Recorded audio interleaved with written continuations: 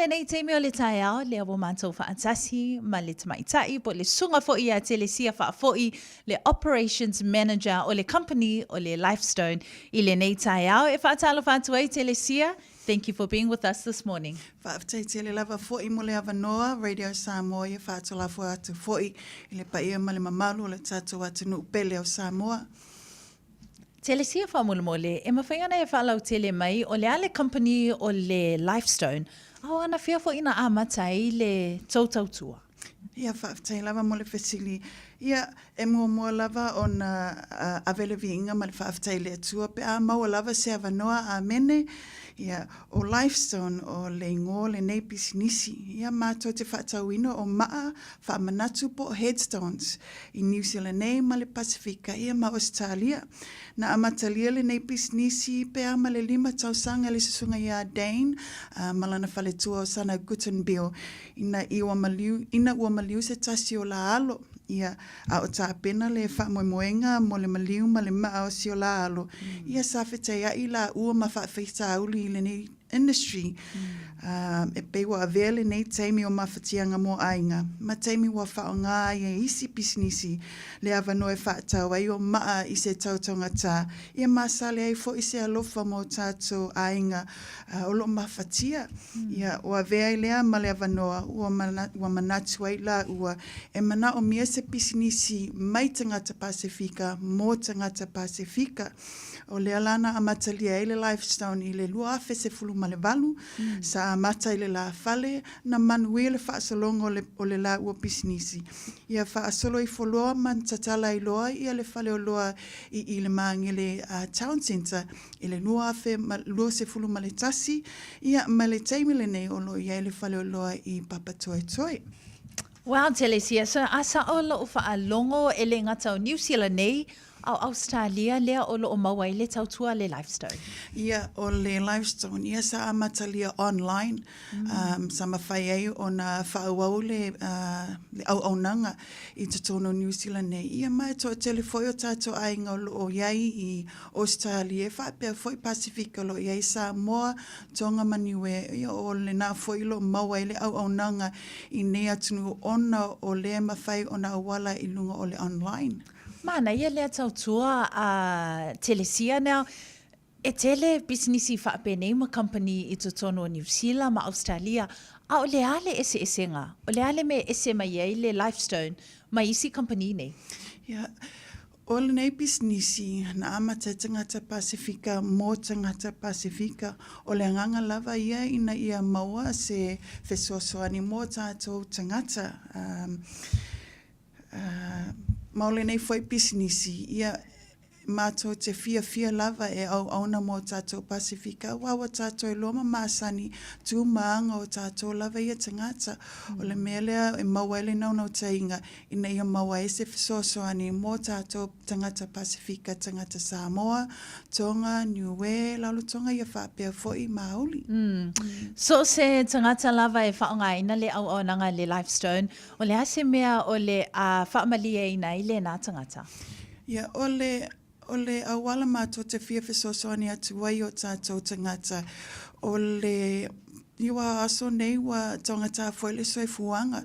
Ia tau foi o maa i aso nei wa taungata lava, o le fesosoani o le mātou pisinisi mo ainga, ia maua lava so se maa po se headstone. Ia po se memorial i so se paketi lava o ainga. Mātou te nau i nei mātou fesosoani.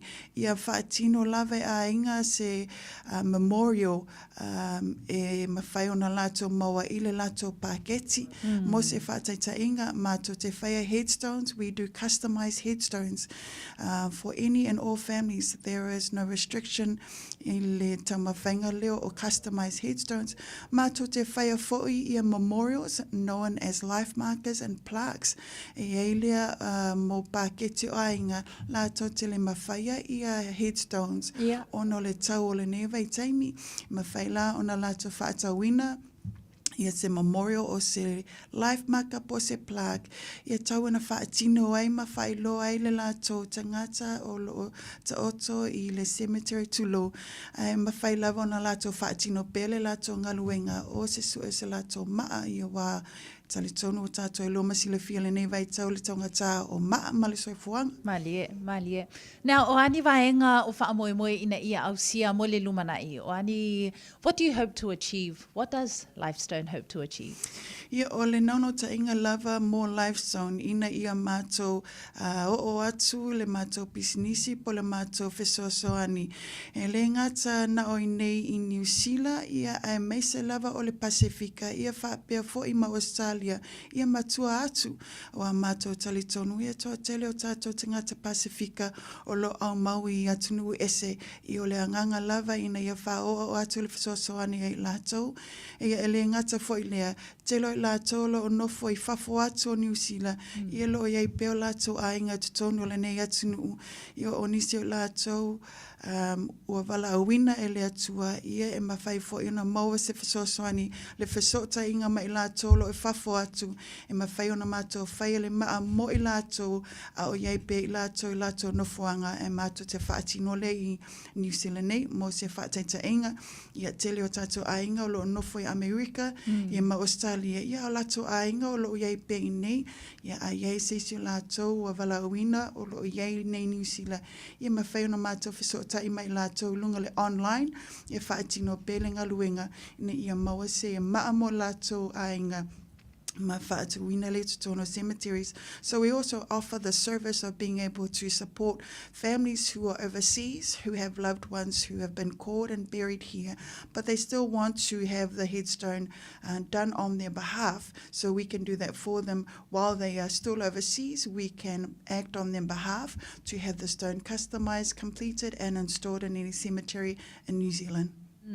And how does one get in touch? If I pe ina ona fisota ia tui le tau tua fa mole Telesia. Sure. Ia e tele au wale mai whai ona fisota I mai mātou. O lo ia le mātou whale o loa I Papatoetoe Tuai, 15 Colmar Road, Old Papatoetoe. We have a shop there. I mai whai ona fisota I mātou I le Facebook, LifeStone. I mai whai ona fisota I mātou I lunga le website, lifestone.co.nz. Ia mal mātou numero o le o iwa ono se lau ta sivalu lima iwa.